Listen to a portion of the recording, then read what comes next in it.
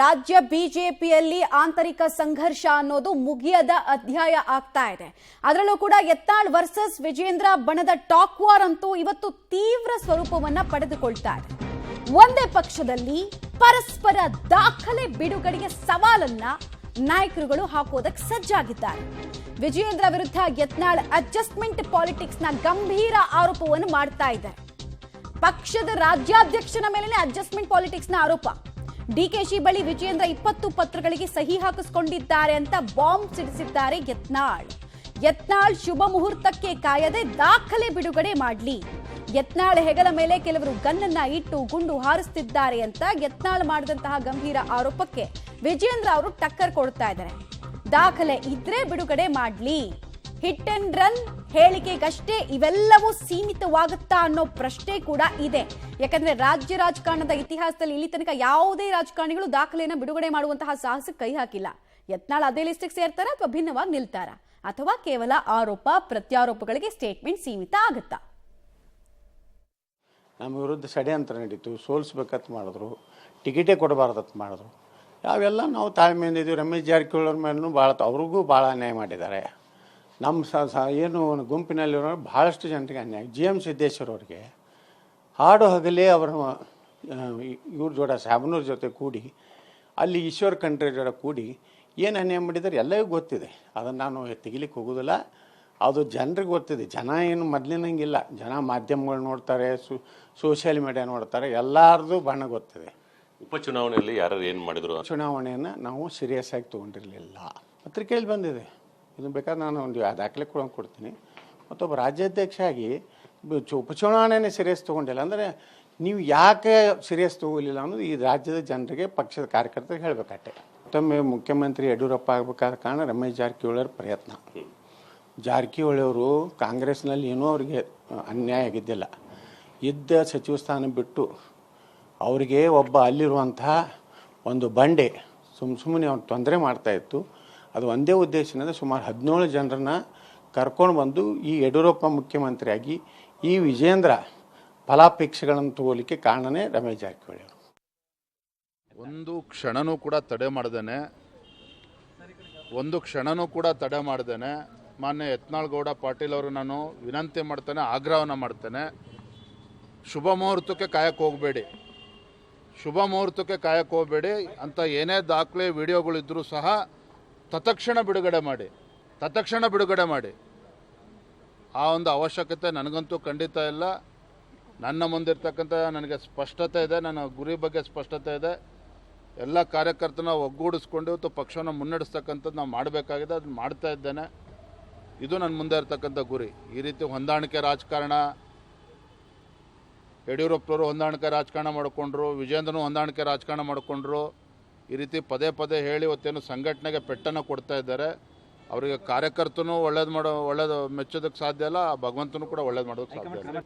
ರಾಜ್ಯದಲ್ಲಿ ಸಂಘಟನಾ ಪರ್ವ ನಡೀತಾ ಇದೆ. 75 ಲಕ್ಷಕ್ಕೂ ಹೆಚ್ಚು ಸದಸ್ಯರ ನೋಂದಾವಣೆ ಆಗಿದೆ. ತದನಂತರದಲ್ಲಿ ಸಕ್ರಿಯ ಸದಸ್ಯರುಗಳು, ಬೂತ್ ಸಮಿತಿಗಳು ಎಲ್ಲವೂ ಕೂಡ ಆಗಬೇಕು. ಪ್ರಕ್ರಿಯೆ ಇದೊಂದು ಸಂಘಟನಾ ಪರ್ವ. ಆ ನಿಮಿತ್ತ ಪಕ್ಷದ ವರಿಷ್ಠರನ್ನ ಭೇಟಿ ಮಾಡಿದ್ದೇನೆ. ಭೇಟಿ ಮಾಡಿದಂಥ ಸಂದರ್ಭದಲ್ಲಿ 3 ಕ್ಷೇತ್ರಗಳ ಉಪಚುನಾವಣೆ ನಮಗೆ ಹಿನ್ನಡೆ ಆಗಿರ್ತಕ್ಕಂಥದ್ರ ಬಗ್ಗೆನೂ ಕೂಡ ಚರ್ಚೆನ ಮಾಡಿದ್ದೇನೆ. ರಾಜ್ಯದ ರಾಜಕೀಯ ಪರಿಸ್ಥಿತಿಗಳ ಬಗ್ಗೆನೂ ಕೂಡ ಚರ್ಚೆ ಮಾಡಿದ್ದೇನೆ. ಅದು ಯಾರೋ ಬಗ್ಗೆ ಚಾಡಿ ಹೇಳ್ತಕ್ಕಂಥದ್ದಾಗಲಿ, ಯತ್ನಾಳನ್ನು ಪಕ್ಷದಿಂದ ಹೊರ ತೆಗೆದಾಕಬೇಕು ಅಂತೇಳಿ ಒತ್ತಾಯ ಮಾಡುವಂಥದ್ದಾಗಲಿ, ಅದು ಯಾವ ಪ್ರಯತ್ನವೂ ಕೂಡ ನಾನು ಮಾಡಿಲ್ಲ. ಅದರ ಅವಶ್ಯಕತೆ ನನಗಿಲ್ಲ. ಆದರೆ ಕಾರ್ಯಕರ್ತರ ಅಪೇಕ್ಷೆ ಇದೆ. ಎಲ್ಲೋ ಒಂದು ಕಡೆ ಆಡಳಿತ ಪಕ್ಷವನ್ನು ಕಟ್ಟಿ ಹಾಕೋಂಥದ್ರಲ್ಲಿ ಯಶಸ್ವಿಯಾಗಿದ್ದೀವಿ ನಾವು ಕಳೆದ 3-4 ತಿಂಗಳುಗಳಲ್ಲಿ. ವಾಲ್ಮೀಕಿ ಅಭಿವೃದ್ಧಿ ನಿಗಮದ ಹೋರಾಟಗಳಿರ್ಬೋದು, ಮೂಡಾ ಹಗರಣ ಇರ್ಬೋದು, ಮುಖ್ಯಮಂತ್ರಿಗಳ ಕಟ್ಟಾಗ್ತಕ್ಕಂಥ ಕೆಲಸ ಯಶಸ್ವಿಯಾಗಿ ಮಾಡಿದ್ದು.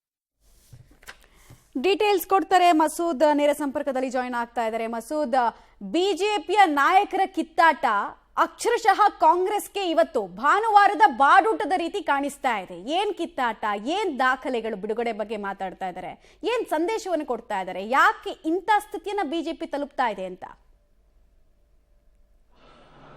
ಮಮತಾ, ಈಗ ಮತ್ತೊಂದು ಹಂತಕ್ಕೆ ಬಿಜೆಪಿ ಮನೆಯ ಭಿನ್ನಮತ ಹೋಗಿರುವಂಥದ್ದು. ವಿಜೇಂದ್ರ ವಿರುದ್ಧ ಯತ್ನಾಳ್ ಅವರು ಹೊಂದಾಣಿಕೆ ಅಡ್ಜಸ್ಟ್ಮೆಂಟ್ ಆರೋಪವನ್ನು ಮಾಡಿದ್ದಾರೆ. ಅಂದರೆ ಕಾಂಗ್ರೆಸ್ ನಾಯಕರ ಜೊತೆ ಹೊರಗಡೆ ವಿರುದ್ಧವಾಗಿ ಮಾತಾಡೋದು, ಒಳಗಡೆ ಅಡ್ಜಸ್ಟ್ಮೆಂಟ್ ಮಾಡ್ಕೊಳ್ಳೋದು.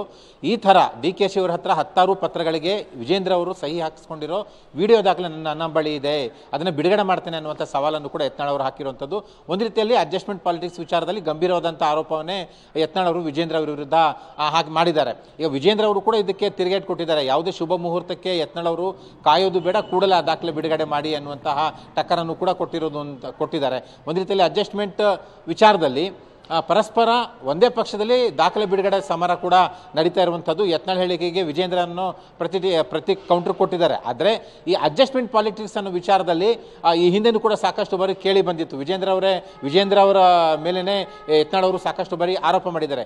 ಈಗ ಅವರು ಹೊಸ ವಿಚಾರ ಏನು ಹೇಳ್ತಿದ್ದಾರೆ ಅಂದರೆ, ದಾಖಲಾತಿಗಳಿಗೆ ಸಹಿ ಹಾಕ್ಕೊಂಡಿರುವಂಥದ್ದು, ಕೆಲವರ ಕಾಂಗ್ರೆಸ್ ನಾಯಕರ ಮನೆಗಳಿಗೂ ಹೋಗಿರುವಂಥದ್ದು, ಮುಖ್ಯವಾಗಿ ದಾಖಲಾತಿ ಸಹಿ ಸಂಬಂಧಪಟ್ಟಂತೆ ವಿಡಿಯೋ ದಾಖಲೆ ನನ್ನ ಬಳಿ ಇದೆ ಅನ್ನುವಂತಹ ಬಾಂಬನ್ನು ಬ್ಲಾಸ್ಟ್ ಮಾಡಿದ್ದಾರೆ. ಇದಕ್ಕೆ ವಿಜೇಂದ್ರ ಅವರು ಕೂಡ ಕೌಂಟರ್ ಕೊಟ್ಟಿದ್ದಾರೆ. ಒಂದು ರೀತಿಯಲ್ಲಿ ಬೇರೆ ಬೇರೆ ಆಯಾಮಗಳನ್ನು ಬಿಜೆಪಿ ಮನೆಯ ಈ ಕಿತ್ತಾಟ ಪಡ್ಕೊಳ್ತಾ ಇರುವಂಥದ್ದು.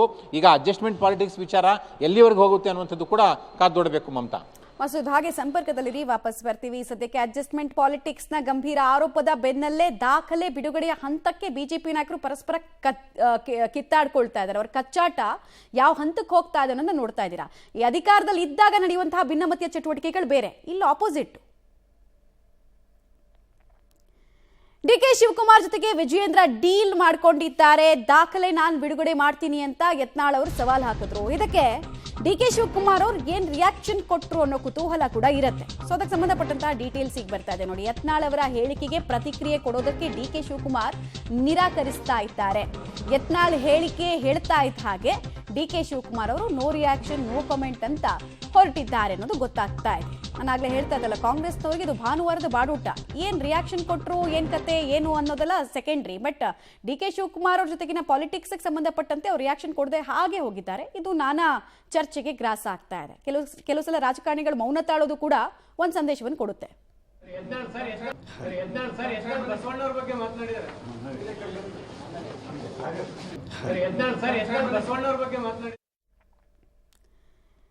ಬಿಜೆಪಿಯಲ್ಲಿ ಯತ್ನಾಳ್ ಮತ್ತು ಟೀಮ್ ದೆಹಲಿಗೆ ದೌಡಾಯಿಸ್ತಾ ಇದೆ ಅನ್ನುವಂತಹ ವಿಚಾರಕ್ಕೆ ಸಂಬಂಧಪಟ್ಟಂತೆ ಬೆಳಗ್ಗೆಯಷ್ಟೇ ನಾವು ಸುದ್ದಿಯನ್ನ ಬ್ರೇಕ್ ಮಾಡಿದ್ವಿ. ಸೊ ಇದರ ಮುಂದುವರೆದ ಭಾಗವಾಗಿ ಬೆಳಗಾವಿಯಲ್ಲಿ ಬಿಜೆಪಿ ಬಂಡಾಯ ಶಾಸಕರಿಂದ ಗುಪ್ತ ಸಭೆಯನ್ನ ಕೂಡ ಕರೆಯಲಾಗಿದೆ. ಗುಪ್ತ ಸಭೆಯನ್ನ ನಡೆಸಲಾಗ್ತಾ ಇದೆ. ಬೆಳಗಾವಿ ನಗರದ ಖಾಸಗಿ ಹೋಟೆಲ್ನಲ್ಲಿ ಮಹತ್ವದ ಸಭೆಯನ್ನ ಆಯೋಜನೆ ಮಾಡಲಾಗಿದೆ. ಸಭೆಯಲ್ಲಿ ಶಾಸಕ ಬಸನಗೌಡ ಪಾಟೀಲ್ ಯತ್ನಾಳ್, ರಮೇಶ್ ಜಾರಕಿಹೊಳಿ, ಅರವಿಂದ ಲಿಂಬಾವಳಿ, ಪ್ರತಾಪ್ ಸಿಂಹ, NR ಸಂತೋಷ್, ಮಹೇಶ್ ಕುಮಟಳ್ಳಿ, ಕುಮಾರ್ ಬಂಗಾರಪ್ಪ ಸೇರಿ ಹಲವು ನಾಯಕರು ಭಾಗಿಯಾಗ್ತಿದ್ದಾರೆ.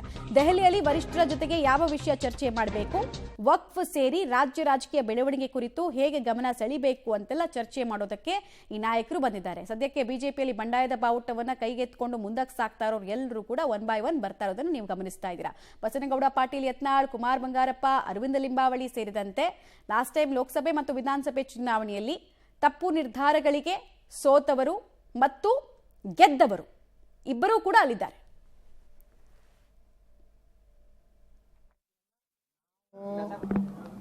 ಈ ದೇಶದಲ್ಲಿರುವಂತಹ ಒಂದು ದೊಡ್ಡ ಕ್ಯಾನ್ಸರ್ ಪೀಡಿತದ ವಿರುದ್ಧ ಹೋರಾಟ ಮಾಡಲಾಕತ್ತೀವಿ. ಇವತ್ತು ನಮ್ಮ ದೇಶದ ಪ್ರಧಾನಮಂತ್ರಿ ಶ್ರೀ ನರೇಂದ್ರ ಮೋದಿ ಅವರು ವಕಫ್ ಕಾಯ್ದೆಗೆ ಸುಮಾರು 44 ತಿದ್ದುಪಡಿಗಳನ್ನು ತರಬೇಕಂತೇಳಿ ಪಾರ್ಲಿಮೆಂಟ್ನಲ್ಲಿ ಕಳೆದ ಅಧಿವೇಶನದಲ್ಲಿ ಲೋಕಸಭೆಯಲ್ಲಿ ಮಂಡಿಸಿದ್ದಾರೆ. ಅದರ ಒಂದು ಭಯಾನಕ ಸ್ವರೂಪವನ್ನು ವಕಫನ್ನು ಕಿತ್ತು ಹಾಕಬೇಕನ್ನುವಂಥ, ಯಾಕೆ ಕಿತ್ತು ಹಾಕಬೇಕಂತೇಳಿ ಜನಜಾಗೃತಿಯನ್ನು ನಾವು ನಮ್ಮ ತಂಡದವರು ಬೀದರ್ನಿಂದ ಉಗ್ರ ನರಸಿಂಹ ಮಾಧ್ಯಮದವ್ರು ಎಲ್ಲರೂ ಕರೆದು ಹೇಳ್ತೀನಿ. ಅವಾಗ ನೀವು ಕರಿತೀರಲ್ಲ, ನಾನು ಮುಖ್ಯಮಂತ್ರಿ ಆದ್ಮೇಲೆ ನಮ್ಮ ಚಾನಲ್ಗೆ ಬರ್ರಿ, ನಿಮ್ಮ ಚಾನಲ್ಗೆ, ನಿಮ್ಮ ಯಾವ ಚಾನಲ್ಗೆ ಬರೋದಿಲ್ಲಪ್ಪ, ನೀವು ಹೆಚ್ಚಾಟನೆ ಮಾಡಲಿಕ್ಕೆ ಹೆಚ್ಚು ಪ್ರೆಷರ್ ನೀವು ಮಾಧ್ಯಮದವ್ರು ಮಾಡಿರಿ. ನಾನು ನೋಡ್ರಿ, ರಾಜ್ಯದಾಗ ನಾನು ನಂಬರ್ 1 ಆಗವನೇ. ನೀವೇನು ನಮ್ಮ ಪರವಾಗಿ ಬರೀರಿ, ಬೇಕಾದ್ರೆ ಬಿಡ್ರಿ. ಈಗ ನಂದು ಒಂದು ಸೋಷಿಯಲ್ ಮೀಡಿಯಾ ಐತಿ, ನೀವು ಏನಾರ ತಪ್ಪು ಬರೆದ್ರು ಅದ್ರಾಗ ಹೀಗೂ ಹೇಳಿದ್ರ ಯತ್ನಾಳ್ರತ್ತ ನಾನು ಡೀಟೇಲ್ಸ್ ಕೊಡ್ತಾರೆ. ನೇರ ಸಂಪರ್ಕದಲ್ಲಿ ಜಾಯ್ನ್ ಆಗ್ತಿದ್ದಾರೆ ದಿಲೀಪ್. ಒಂದು ಪ್ಯಾರಲಲ್ ಫೋರ್ಸ್ ಅನ್ನ ರೆಡಿ ಮಾಡ್ತಾ ಇದ್ದಾರೆ ಯತ್ನಾಳ್ ಅನ್ನೋದ್ರಲ್ಲಿ ಯಾವುದೇ ಡೌಟ್ ಇಲ್ಲ. ಪವರ್ ಸೆಂಟರ್ ಆಗಿ ಮತ್ತೊಮ್ಮೆ ಬೆಳಗಾವಿ ರಾಜ್ಯ ರಾಜಕಾರಣ ಮುಂದುವರಿತಾ ಇದೆ. ಸೊ ಇಲ್ಲಿ ಏನೇನು ಚರ್ಚೆಗಳಾಗ್ತಾ ಇದೆ, ಯಾವೆಲ್ಲ ನಾಯಕರದ್ದು ಏನೆಲ್ಲ ಇಂಗಿತಾ ಇದೆ, ದೆಹಲಿಗೆ ದೂರಿನ ಸರಮಾಲಿನ ಯಾವ ರೀತಿ ಹೊತ್ಕೊಂಡು ಹೋಗ್ತಾರೆ ಅಂತ